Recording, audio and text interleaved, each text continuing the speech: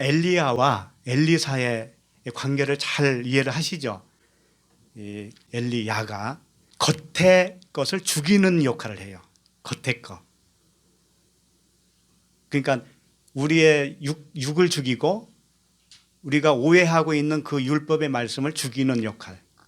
세례 요한과 같은 역할을 해요. 엘리야가. 근데 엘리사는 뭐냐면 엘리야나 엘리사나 같은 겁니다. 사실 예수나 그리스도나 같지요. 그와 같은 거예요. 그 관계가 그래요. 그럼 엘리사는 무슨 역할을 하느냐? 엘리야가 죽인 것을 엘리사는 살리는 역할을 하는 거예요. 복음으로 살려내는 거예요. 그 관계를 잘 이해하시면은 굉장히 유익이 될 것 같아서 열왕기 상을 한번 펴보세요. 열왕기 상 19장입니다. 1절 아합이 엘리야가 행한 모든 일과 그가 어떻게 모든 선지자를 칼로 죽였는지를 이세벨에게 말하니. 엘리야가 칼로 선지자를 죽였죠. 어떤 선지자 죽였어요? 바알 선지자들. 몇 명? 근데 집에 가서 찾아보세요. 몇백 명 죽였잖아요. 선지자를 죽였어요. 그것을 이제 아합이 누구에게 가르쳐 줬냐면 이세벨에게 이제 이 소식을 알렸어요. 2절 이세벨이 사신을 엘리야에게 보내어 이르되 내가 내일 이맘때에는 반드시 내 생명을 저 사람들 중 한 사람의 생명과 같게 하리라. 그렇게 하지 아니하면 신들이 내게 벌 위에 벌을 내림이 마땅하니라 한지라. 자, 이세벨이 엘리야에게 사신을 보냈습니다. 내가 너를 죽이겠다. 내가 너를 죽이지 않으면 나는 손에 장을 찢기겠다. 이런 뜻이잖아요. 근데 그렇게 해야 되겠어요? 안 해야 되겠어요? 나쁘죠? 이세벨이 나쁘잖아요. 엘리야를 죽이겠다니. 근데 엘리야는 무슨 역할을 했다고 그랬죠? 세례 요한과 같이 율법으로 우리를 정죄하는 역할이라고 그랬잖아요. 그러면 정죄하는 역할에서 죽은 사람들 있잖아요. 죽은 사람들은 복음으로 넘어가거든요. 그럼 복음으로 넘어가면 그 죽이는 자, 율법의 기능은 다 끝났죠. 예? 율법의 기능이 끝날 거 아니에요. 사람 죽이고 나면 끝났으면 자기도 죽은 거 아닙니까? 그러니까 엘리야가 죽어야죠. 엘리야가 죽어야 된다니까. 그걸 누가 하겠다? 이세벨이. 이세벨은 또 뭐겠어요? 네? 이세벨도 역시 뭐라고 하냐면은 엘리야를 다른 사람들과 같은 존재로 여기겠다라고 한 것은 뭐냐면 그 죽었던 선지자들 있잖아요. 엘리야가 막 쳐 죽였잖아요. 선지자들을. 그 선지자와 너를 똑같이 여기겠다 이거예요.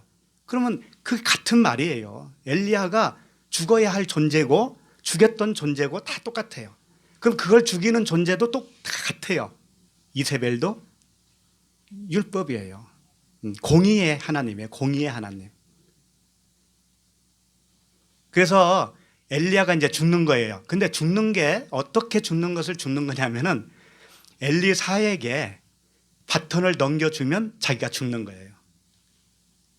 엘리사는 뭐예요? 복음이라고 했잖아요. 그러니까 엘리야가 복음으로 건너가는 것을 그렇게 표현하는 거라니까. 엘리야가 복음으로 넘어가면 엘리야로서는 죽은 거잖아요. 그래서 해오리바람 타고 하늘로 올라간 것처럼 표현을 해 주시는 거지. 이 땅에 없는 사람으로 되는 거예요. 우리도 복음으로 율법 아래에 있다가 복음으로 넘어가죠? 그러면 이 세상에 없는 자예요. 세상 사람들이 우리를 못 찾아요.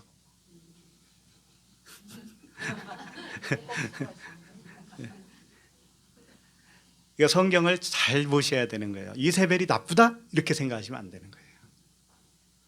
그렇게 해서 엘리야가 죽어야 마땅한 거예요. 마땅하다 그러잖아. 2절 끝에.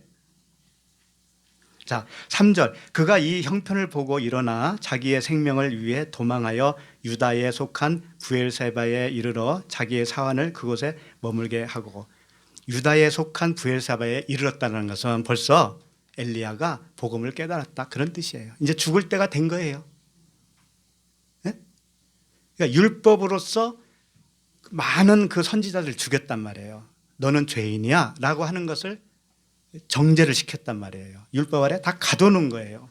그런 표현을 죽였다 이렇게 표현하는 겁니다. 자, 4절.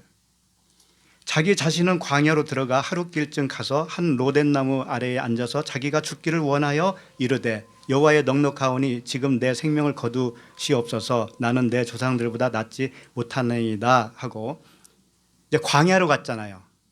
광야가 뭐라고 그랬어요?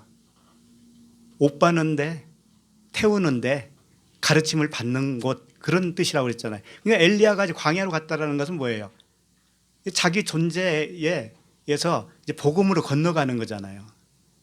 그러니까 노뎀나무 또 노뎀나무 아래 이런 게 뭐냐면 다 그리스도 안에 그런 뜻이에요. 그리스도라고 하는 복음 안으로 엘리야가 들어가는 거예요. 들어가니까 내 조상들보다 낫지 못하다 그랬잖아요. 내 조상들은 율법이거든요. 그러니까 율법보다 이제 못한 거가 된다고 하는 것은 거꾸로 말해서 율법에서 빠져나온다 그런 뜻이에요. 응? 지금 그러고 있는 겁니다. 지금. 그 다음에 5절 로덴나무 아래에 누워 자더니 천사가 그를 어루만지며 그에게 이르되 일어나서 먹으라 하는지라 본즉 머리맡에 숯불에 구운 떡과 한 병 물이 있더라. 이에 먹고 마시고 다시 누웠더니 자 노덴나무 밑에서 이제 누워서 자고 있는데 천사가 와가지고 먹으라고 뭘 주어요. 그런데 숯불에 구운 떡과 물이 있어요. 주님이 부활하신 주님이 갈릴리 해변에서 숯불에다가 뭘 구웠어요? 숯불을 폈잖아. 숯불을 거기다 생선을 구웠잖아요. 숯불은 뭐냐면 베드로도 그랬어요. 베드로가 주님을 3번 부인했잖아요. 그때 불을 쬐고 있었잖아요. 베드로가 불 쬐고 있었어요. 이게 다 의미가 있다니까. 불은 뭐예요? 복음이에요. 은혜의 진리의 복음이라고요. 그리스도라고요. 그러니까 숯불에 구운 떡이라고 하면 생명의 떡이죠. 이 물도 진리의 물이죠. 그렇죠? 예. 그렇게 이제 엘리야가 변하는 거예요. 율법이 지금 복음으로 변해가고 있다니까. 변해가는 것이 죽는 거예요. 자, 7절. 여호와가 천사가 또 와서 어루만지며 이르되 일어나 먹으라. 내가 갈 길을 다 가지 못할까 하노라 하는지라. 이에 일어나 먹고 마시고 그 음식물의 힘을 의지하여 40주 40야를 가서 하나님의 산 호렙에 이르니 40주 40야 예수님이 시험을 40일 받았잖아요. 똑같은 거예요. 그러니까 광야의 길을 다 걸어가는 겁니다. 그 음식물의 힘을 의지해서 복음의 힘을 의지해서 40일을 다 가는 거예요. 광야교회를 지나가는 거예요. 그렇게 갔더니 호렙 산에 이르렀어요. 산이라고 하는 것은 항상 하나님의 말씀이 나오는 곳이에요. 하나님의 말씀이 반포되는 곳을 산이라고 그래요. 자, 9절. 엘리야가 그곳 굴에 들어가 거기서 머물더니 여호와의 말씀이 그에게 임하여 이르시되 엘리야야 내가 어찌하여 여기 있느냐. 굴에 들어갔다는 건 뭐냐면 죽은 거예요. 굴에 장사된 거잖아요. 죽었다라는 거예요. 엘리야가 죽었어요. 이제 그때 하나님의 음성이 들리는 겁니다. 죽어야 들려요. 네. 들리면 죽어요 또. 순서가 없어. 순서가. 10절. 그가 대답하되 내가 만군의 하나님 여호와께 열심히 유별하오니 이는 이스라엘 자손이 주의 언약을 버리고 주의 제단을 헐며 칼로 주의 선지자들을 죽였음이오며 오직 나만 남았거늘 그들이 내 생명을 찾아 빼앗으려 하나이다. 자기가 열심히 있었다라는 거예요. 사도 바울과 같이 율법 아래에서 열심히 특심이다 그렇게 했다라는 거죠. 그래서 언약을 버렸던 그 많은 선지자들을 죽였다 이거예요. 응? 죽였어요. 그런데 그들이 나를 이제 죽이려고 한다. 응? 그들이 나를 죽이려고 한다. 자기도 죽어야 되는 거잖아요. 11절 여호와께서 이르시되 너는 나가서 여호와 앞에서 산에 서라 하시더니 여호와께서 지나가시는데 여호와 앞에 크고 강한 바람이 산을 가르고 바위를 부수나 바람 가운데서 여호와께서 계시지 아니하며 바람 후에 지진이 있으나 지진 가운데에서도 여호와께서 계시지 아니하며 이게 뭐예요? 여호와 앞에 지나가는데 큰 강한 바람이 왔어요. 그리고 바위를 부셔요. 그리고 지진이 났어요. 이게 뭐냐면 율법이 죽는 거예요. 율법이 죽어요. 근데 거기에 하나님이 있다 없다? 거기에 없다. 그렇잖아요. 여호와께서 계시지 아니하였다 그랬잖아요. 예? 그렇게 요란스럽게 율법의 행위로 그 신비와 이적과 표적을 쫓았는데 거기에는 하나님이 계시다? 없다. 그게 다 무너져야 된다. 12절. 또 지진 후에 불이 있으나 불 가운데서도 여호와께서 계시지 아니하더니 불 후에 세미한 소리가 있는지라. 불이 있어요. 이게 이제 불세례예요. 불세례. 불세례로 다 태우고 나야 세미한 음성이 들린다. 자, 13절. 엘리야가 듣고 겉옷으로 얼굴을 가리고 나가 굴 어귀에 섬에 소리가 그에게 임하여 이르시되 엘리야야 내가 어찌하여 여기 있느냐. 엘리야가 이 말씀을 다 듣더니 겉옷으로 얼굴을 가렸어요. 그 의미가 뭘까요? 엘리야의 정체성이 이제는 가려진 거예요. 옷을 아까 얘기했죠? 이렇게 바꿔 입으면 겉옷이 속옷 된다고 그랬잖아요. 그렇게 된 거예요. 엘리야 율법이 복음으로 이제 변한 거예요. 그걸 의미하고 있죠. 자, 15절. 여호와께서 그에게 이르시되 너는 내 길을 돌이켜 광야를 통하여 다메섹에 가서 이르거든 하사엘에게 기름을 부어 아람의 왕이 되게 하고, 이런 말씀을 하셔요. 그러니까 다메섹이라고 하는 곳에 가면은 어떻게 되냐면 다메섹은 항상 바뀌는 곳이에요. 바울이 다메섹 도상에서 어떻게 됐어요? 바뀌었잖아요. 주님을 만나고. 그러니까 지금 엘리야를 다메섹으로 보내는 이유는 거기서 체인지 되는 거예요. 엘리야가 죽고 누가 되는 거예요? 엘리사가 되는 거예요. 그러니까 거기 가서 뭘 하냐면은 하사엘에게 기름을 부어 아람의 왕이 되게 하라.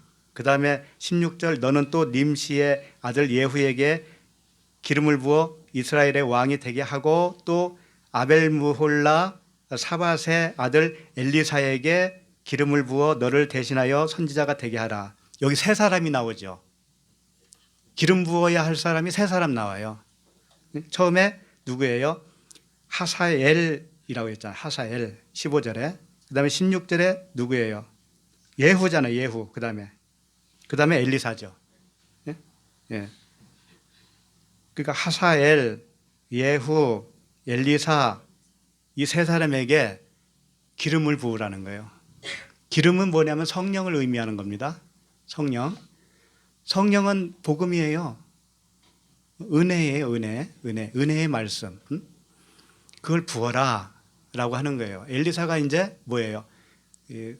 세례 요한이 예수님에게 바톤을 넘겨주듯이 엘리야가 엘리사에게 이렇게 넘겨주는 거예요. 자, 그런데 15절에 하사엘이 있죠. 하사엘. 엘 들어가면 하여튼 하나님이에요. 엘 들어가면. 하사엘은 하나님이 보신다라는 뜻이에요. 그 다음에 님시 16절. 님시의 아들 예후잖아요. 이 님시는 구출하다라는 뜻이고 예후는 여호와는 그분이시다. 여호와는 그분이시다. 여호와가 하나님이시다. 그런 뜻이에요.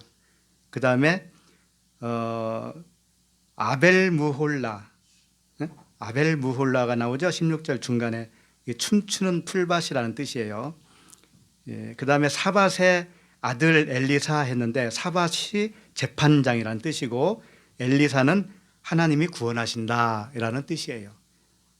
이 세 사람에게 기름을 붓는다는 건 뭐냐면은 이 세 사람은 같은 거예요. 다 복음이에요. 하나예요. 하나. 자, 그런데 자 17절 보세요. 하사엘의 칼을 피하는 자를 누가 죽여요? 예후가 죽일 것이요. 예후의 칼을 피하는 자를 누가 죽여요? 엘리사가 죽이리라. 이 뜻이 뭐냐면 성령의 세 가지 책망을 말하는 거예요. 성령의 세 가지 책망. 그러니까 엘리사, 에후 뭐 이런 사람들이 뭐예요? 복음이라고 있잖아요. 복음. 성령이에요. 성령. 근데 성령은 이 세 사람으로 표현을 했단 말이에요. 죄에 대하여, 의에 대하여, 심판에 대하여 책망하시는 성령님이셔요.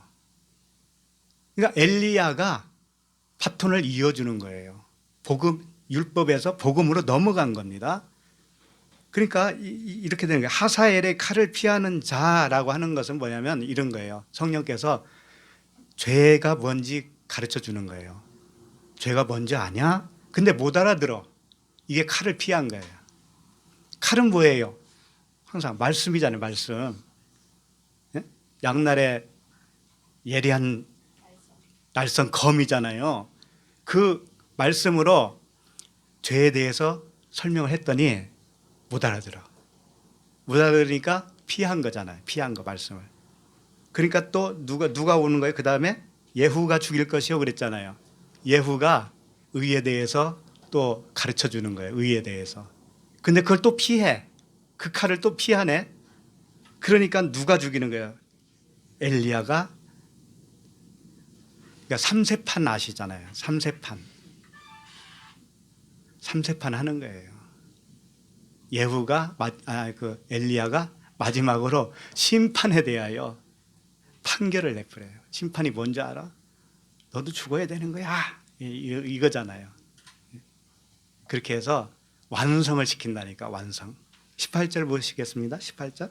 그러나 내가 이스라엘 가운데서 7,000명을 남기리니 다 바알에게 무릎 꿇지 아니하고 다 바알에게 입맞추지 아니한 자니라. 이 복음이에요. 바알에게 무릎을 꿇지 않았다라는 건 뭐냐면 바알은 율법이었고요. 표면적인 말씀이었고 공의예요. 공의. 공의로는 구원받을 자 하나도 없어요.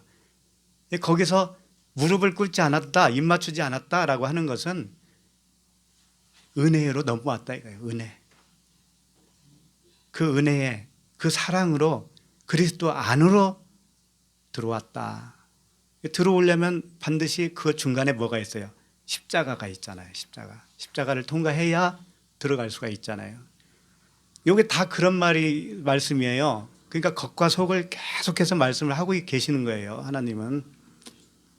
그래서 결국 이게 생명체가 돼야 된다고 하는 의미는 뭐냐면 생명이라고 하는 하나로 이렇게 모아지는 거예요. 66권이. 간단합니다. 간단해. 생명만 되면 되는 거예요. 근데 복잡하게 이게 하면은 그건 지식이에요. 자, 여기까지 다 하고 오늘 이 말씀을 왜 했냐면은 성경의 맥락이 다 그렇게 되어 있기 때문에 그래요. 어디를 봐도 다 그래요. 그런 눈으로 보셨으면 좋겠습니다. 그러니까 하나님의 말씀은 좋고 나쁜 게 없습니다.